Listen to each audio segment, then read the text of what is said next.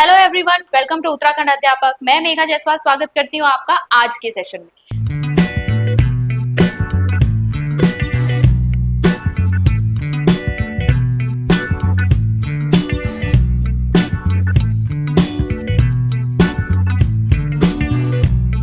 तो आज का जो हमारा सेशन है वो काफी इंपॉर्टेंट रहने वाला है, क्योंकि यहाँ हम बात करने वाले हैं आपके उत्तराखंड एलटी एग्जाम में सब्जेक्ट कॉम्बिनेशन किस सब्जेक्ट के लिए क्या रिक्वायर्ड होता है इसके बारे में। तो ऑलरेडी हमारे पास बहुत सारी क्वेरीज आई हुई थी कि कौन से सब्जेक्ट से रिलेटेड क्या कॉम्बिनेशन उनको ग्रेजुएशन में सब्जेक्ट्स का होना चाहिए। ठीक है, ये सब नोटिफिकेशन में ही क्लियरली मेंशन होता है, लेकिन बहुत सारे लोग इसको देखते नहीं है।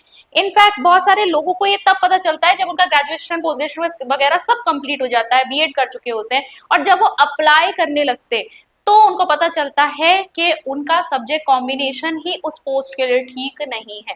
ये बहुत बड़ी प्रॉब्लम है। इसकी जो वजह है वो ये भी हो सकती है कि जो lack of career counselling programmes है जो स्कूलों में ठीक से कंडक्ट नहीं होते हैं प्रॉपरली, या फिर डिटेल इंफॉर्मेशन जो है वहां पर नहीं दी जाती है। इस केस में क्या होता है, ग्रेजुएशन में बच्चे अपने हिसाब से सब्जेक्ट्स ले लेते हैं। अब मैं ये नहीं कहूंगी कि टीचिंग फील्ड के लिए ही वो अगर देखें उस चीज को स्पेसिफिकली तो वो कॉम्बिनेशन को देखें। देखिए, ऑप्शंस आप सारे ही खुले रखते हैं, मैं मानती हूँ, लेकिन लास्ट में जब आप टीचिंग में आने की कोशिश करते हैं और वहां पर आप अपने सब्जेक्ट कॉम्बिनेशन की वजह से रह जाते हैं तो वो कहीं ना कहीं बहुत खराब लगता है। उसके बाद क्या करते हैं, बहुत सारे कैंडिडेट दोबारा से बीए कर रहे होते हैं, अपना सब्जेक्ट कॉम्बिनेशन ठीक कर रहे होते हैं, और वो ऑब्वियसली आपका बहुत सारा टाइम ले लेता है। तो इसका सोल्यूशन ये है कि आप अपने ऑप्शंस को हमेशा चेक करिए। पहले से ही आप ये देखिए कि आप किस किस फील्ड में जा सकते हैं अपने इन पर्टिकुलर सब्जेक्ट्स को लेकर। ठीक है, तो ग्रेजुएशन में भी जो सब्जेक्ट का आपको चॉइस है वो हमेशा सोच समझ के करनी चाहिए, अपने फील्ड को सेलेक्ट करते हुए करनी चाहिए। तो आज की ये वीडियो जो है उनके लिए काफी हेल्पफुल रहेगी। हम इसमें देखेंगे आपका जो नोटिफिकेशन है, ठीक है, ये आपका कौन सा वाला नोटिफिकेशन है, 14 मार्च 2024 का सबसे लेटेस्ट यही है जो इस लास्ट आपका एलटी हुआ है। उसमें आपका मार्च में जो नोटिफिकेशन निकला था इसमें बहुत डिटेल में आपकी सारी चीजें मेंशन की हुई है। इसके अकॉर्डिंग ही चलेंगे, क्योंकि इतनी जल्दी तो एलिजिबिलिटीज में इतना चेंज वगैरह होता नहीं है। तो हम यहाँ पर चेक करेंगे कि किस सब्जेक्ट के लिए ग्रेजुएशन में आपसे कौन से सब्जेक्ट्स मांगे जाते हैं। ठीक है, तो सबसे पहला हम यहाँ पर बात कर रहे हैं सहायक अध्यापक या सहायक अध्यापिका सामान्य। सामान्य मतलब यहाँ हम एसएसटी सोशल स्टडीज वालों की बात कर रहे हैं। ठीक है, इसको यहाँ पर एलडी वाले केस में हम यहाँ सामान्य कहते हैं, जनरल। तो अब देखेंगे यहाँ पर शैक्षिक अर्हता आपसे क्या मांगी गई है। तो पहले पॉइंट में ही आपका लिखा हुआ है, भारत में विधि द्वारा स्थापित किसी विश्वविद्यालय से सब्जेक्ट देखेंगे यहाँ पर भूगोल यानी कि ज्योग्राफी, अर्थशास्त्र यानी इकोनॉमिक्स, राजनीति शास्त्र यानी कि पॉलिटिकल साइंस, और चौथा सब्जेक्ट आपसे मांगा है इतिहास। ठीक है, चारों नहीं मांगे हैं। बेसिकली आपसे कहा है कि जब आप बीए करते हैं, ग्रेजुएशन करते हैं, तो इनमें से कोई दो सब्जेक्ट्स आपके पास फर्स्ट और सेकंड ईयर में होने चाहिए, और इनमें से एक सब्जेक्ट जो है आपका वो थर्ड ईयर तक होना चाहिए।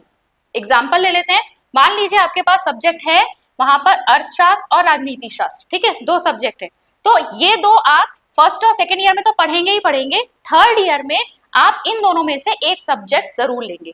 तो ये आपसे कहा गया विषयों में से किन्हीं दो विषयों के साथ स्नातक उपाधि उक्त दो विषयों में से एक विषय तथा तृतीय विषय तक तथा शेष एक विषय द्वितीय वर्ष तक अनिवार्य रहा हो।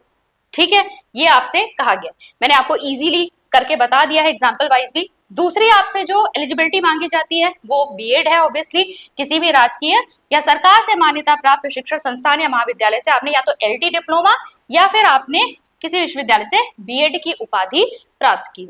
इसके अलावा जो आपसे अथवा में हमेशा आपको देता है, क्योंकि हम जानते हैं इंटीग्रेटेड बीएड भी होता है जो आपके रीजनल इंस्टीट्यूट ऑफ एजुकेशन कराते हैं, उस समय तक यही था। इसके बाद आपका अब बहुत सारे कॉलेजेस में जो है आपका इंटीग्रेटेड बीएड आ गया है, उसकी बात हम यहाँ पे नहीं करेंगे।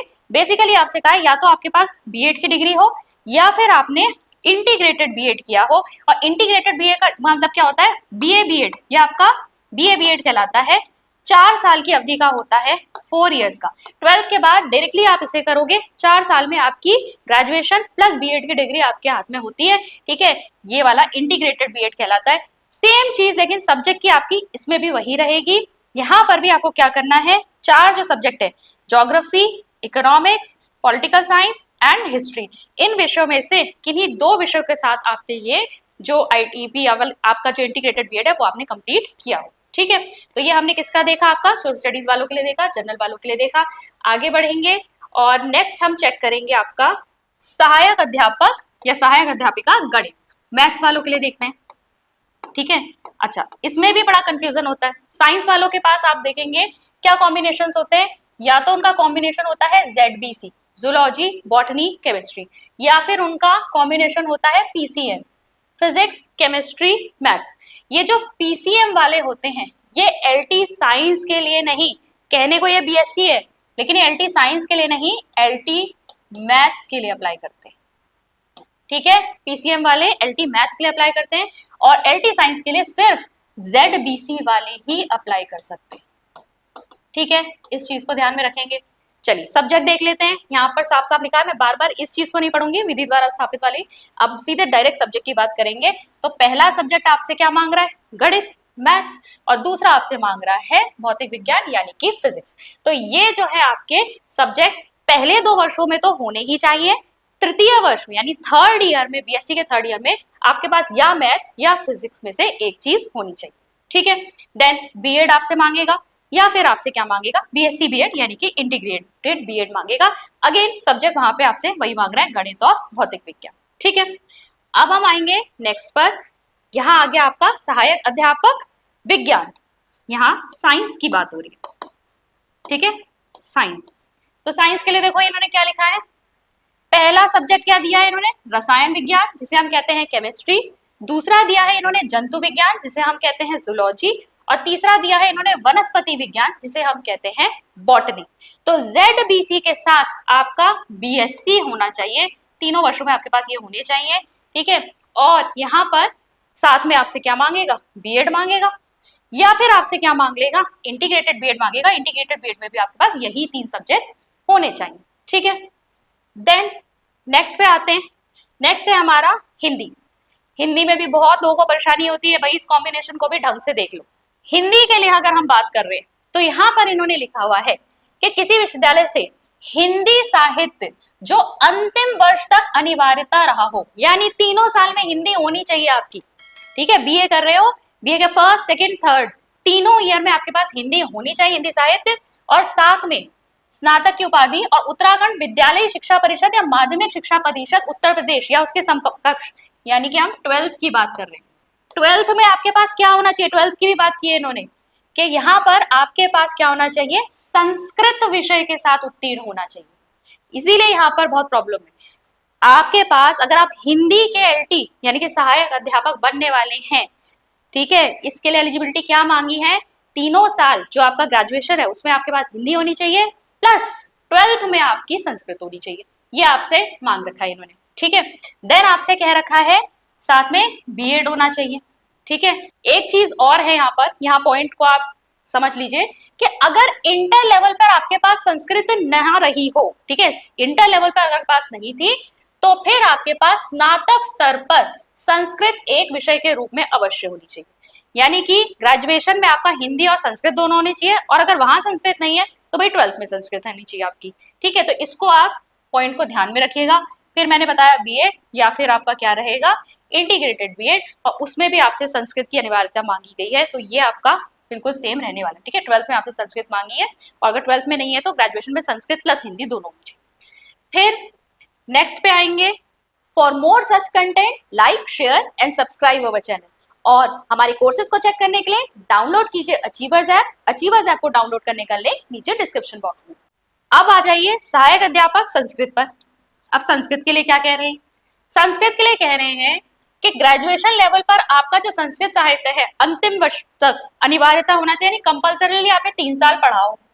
ठीक है, संस्कृत पढ़ी हो आपने ग्रेजुएशन में, प्लस 12th में आप क्या मांग रहे हैं आपसे, अब 12th में आपसे मांग रहे हैं हिंदी, कि 12th में आपका हिंदी जरूर होना चाहिए। ठीक है, इंटरमीडिएट लेवल पर हिंदी विषय जरूर आपका होना चाहिए, और अगर आपका इंटरमीडिएट लेवल पर हिंदी नहीं है तो एटलीस्ट आपने स्नातक स्तर पर हिंदी जरूर ली हो। ठीक है, तो संस्कृत के अगर आपको क्या बनना है, सहायक अध्यापक बनना है, तो आपका ग्रेजुएशन में संस्कृत एक सब्जेक्ट होना चाहिए तीनों साल में, और अगर हिंदी आपकी 12th में है तो ठीक है, नहीं है तो फिर हिंदी भी आपकी ग्रेजुएशन पे होनी चाहिए। देन आपका वही रहेगा, बीएड रहेगा, या फिर आपका क्या रहेगा साथ में, अच्छा संस्कृत के लिए आपके ना अलग अलग टाइप की डिग्रीज भी होती हैं, तो उसको भी यहाँ पर मेंशन किया गया है। जैसे विधि द्वारा स्थापित किसी संस्कृत विश्वविद्यालय अथवा सरकार से मान्यता प्राप्त किसी संस्कृत महाविद्यालय से शास्त्री की उपाधि की हो, ठीक है, ये भी एलिजिबल होते हैं। और साथ में इन्होंने क्या किया हो, साथ में इन्होंने बीएड किया हो, ठीक है। फिर या तो आपका एक और रहता है एनसीईआरटी के क्षेत्रीय शिक्षा संस्थान से 4 वर्षीय इंटीग्रेटेड कोर्स किया हो, अगेन इंटीग्रेटेड की बात हो रही है। नेक्स्ट चलेंगे सहायक अध्यापक या सहायक अध्यापिका उर्दू। अब उर्दू में आपसे क्या मांगा है, भारत में विधि द्वारा स्थापित किसी विश्वविद्यालय से उर्दू साहित्य जो इन्होंने अंतिम वर्ष तक अनिवार्य पढ़ा, यानी 3 साल पे आपकी उर्दू होनी चाहिए, और साथ ही साथ आपसे बीएड मांगा है। तो यहाँ पर कोई इतनी आपकी कठिन बात नहीं है, बिल्कुल सिंपल मांगा है कि अगर आप उर्दू के जो है सहायक अध्यापक बनना चाहते हैं तो आपको क्या करना है, यहाँ पर उर्दू आपके पास ग्रेजुएशन लेवल पर 3 साल पे होनी चाहिए। नेक्स्ट है आपका अंग्रेजी, इंग्लिश। भारत में विधि द्वारा स्थापित किसी विश्वविद्यालय से अंग्रेजी साहित्य, अगेन जो आपने 3 साल पढ़ा हो इंग्लिश लिटरेचर, और साथ में आपसे मांगा है फिर बीएड, या फिर आपसे मांगा है इंटीग्रेटेड बीएड, किसके साथ, इंग्लिश के साथ। नेक्स्ट पे आएंगे सहायक अध्यापक कला, ठीक है, कला की बात आ रही है यहाँ पर। तो यहाँ पर इन्होंने मांगा है क्या, ड्राइंग या पेंटिंग या फाइन आर्ट पेंटिंग या विजुअल आर्ट पेंटिंग विषय से स्नातक की उपाधि इन्होंने प्राप्त की हो, और साथ ही साथ किसी विश्वविद्यालय से इन्होंने, मान्यता प्राप्त विश्वविद्यालय से इन्होंने बीएड की डिग्री प्राप्त की हो, या फिर आपका सीधे सीधे क्या रहेगा, कला विषय में इन्होंने बीएड जो है किया हो, इंटीग्रेटेड न्यूनतम 4 वर्ष वाली उपाधि इन्होंने प्राप्त की हो किसी भी संस्थान से कला विषय में बीएड के साथ, ठीक है। नेक्स्ट देखेंगे शारीरिक शिक्षा। शारीरिक शिक्षा में ये क्या मांगते हैं, देखो यहाँ पर सब्जेक्ट कॉम्बिनेशन इन्होंने ऐसा कुछ नहीं बताया, बेसिकली इन्होंने कहा है कि आपके पास एक तो स्नातक की उपाधि होनी चाहिए, यानी आप ग्रेजुएट होने चाहिए, ठीक है, ग्रेजुएशन आपका होना चाहिए, प्लस यहाँ पर आपका राष्ट्रीय अध्यापक शिक्षा परिषद से मान्यता प्राप्त किसी भी संस्थान से शारीरिक शिक्षा में कम से कम 1 वर्ष की अवधि का स्नातक यानी बीपीएड, 1 वर्ष का कम से कम इन्होंने बीपीएड किया हो, या उसके समान या समतुल्य इन्होंने कोई ऐसी डिग्री ली हो, तब ये इसके लिए एलिजिबल है, ठीक है। तो यहाँ पर सीधी सिंपल सी बात है, आपका ग्रेजुएशन होना चाहिए, प्लस ये बीपीएड मांग रहे, ठीक है, बीपीएड मांग रहे।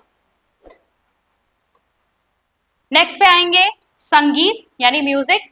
म्यूजिक के लिए क्या कह रहे हैं, यहाँ पर है इनका वादन अथवा गायन विषय में स्नातक की उपाधि, ठीक है, संगीत में, यानी कि म्यूजिक में क्या मांग रहे हैं, ये मांग रहे हैं स्नातक, साथ ही साथ ये मांग रहे हैं किसी भी मान्यता प्राप्त विश्वविद्यालय से बीएड की डिग्री हो। देन यहाँ पर फिर अगेन जैसा कि हमने संस्कृत देखा था, यहाँ पर अलग अलग आपके और भी ज्यादा डिग्रीज होती है, तो उसको भी इन्होंने यहाँ पर एलिजिबल बनाया है। तो क्या है आपका, आप किसी विश्वविद्यालय से स्नातक की उपाधि लिए हुए हो, और साथ ही साथ स्वर और वाद्य में इलाहाबाद विश्वविद्यालय से संगीत में सीनियर डिप्लोमा या भातखंडे संगीत महाविद्यालय से संगीत विशारद की उपाधि हो, अथवा, ठीक है, अथवा इसके साथ अथवा है, या फिर उत्तराखंड भातखंडे संगीत महाविद्यालय से संगीत विशारद की उपाधि हो, या फिर प्रयाग संगीत समिति इलाहाबाद से 6 वर्ष का इन्होंने संगीत प्रभाकर की, ठीक है। तो ये आपके यहाँ पर जो म्यूजिक वाले हैं वो उसको ज्यादा अच्छे से समझ पाएंगे, ठीक है, उनके लिए ज्यादा रेलेवेंट है ये। नेक्स्ट देखेंगे गृह विज्ञान, होम साइंस। होम साइंस के लिए क्या मांग रहे हैं, भारत में विधि द्वारा स्थापित किसी विश्वविद्यालय से गृह कला या गृह विज्ञान में इन्होंने स्नातक की उपाधि की हो, ग्रेजुएशन आपका होम साइंस में होना चाहिए, ठीक है, और साथ ही साथ ये क्या मांग रहे हैं, बीएड मांग रहे हैं, या फिर इन्होंने क्या कहा है, या फिर इन्होंने कहा है कि गृह विज्ञान में इन्होंने बीएससी ऑनर्स विषय के साथ स्नातक की उपाधि, गृह विज्ञान में 3 वर्षीय स्नातक की उपाधि इन्हें मिली, या फिर इसके साथ क्या रहेगा आपका, अच्छा इसके साथ ऑनर्स वाले के साथ आपका रहेगा कि आपने बीएड की डिग्री प्राप्त की। तो 2 आपके या तो ये हो सकते हैं या फिर ये हो सकते हैं। नेक्स्ट पे आएंगे वाणिज्य, जिसे हम क्या कहते हैं, कॉमर्स, ठीक है। अलग अलग सब्जेक्ट्स वालों के लिए ये जो वीडियो के अलग अलग पार्ट्स हैं वो रेलेवेंट रहेंगे, आपके सब्जेक्ट का जहां पर आ रहा है ऑब्वियसली आपको वो सब्जेक्ट कॉम्बिनेशन जरूर अच्छे से देखना है। तो यहाँ पर देखेंगे कॉमर्स वालों के लिए इन्होंने कहा है, एक तो वाणिज्य में यानी कॉमर्स में आपका ग्रेजुएशन होना चाहिए, और साथ ही साथ आपका बीएड होना चाहिए, या अगेन फिर आपसे वही मांगा है, बीए बीएड मांगा है, ठीक है, जिसमें वाणिज्य आपका क्या होना चाहिए, वाणिज्य विषय के साथ आपका स्नातक होना चाहिए। सब्जेक्ट कॉम्बिनेशन से रिलेटेड हमने जितनी भी बात की सब में आपने देखा होगा यहाँ पर आपका ग्रेजुएशन लेवल पर सब्जेक्ट कॉम्बिनेशन सही मांगा जा रहा है। पहले तो आपको वो चेक करना है कि आपका सब्जेक्ट कॉम्बिनेशन कौन सा सही रहेगा, प्लस आपसे बीएड की डिग्री मांगी जा रही है अधिकतर में।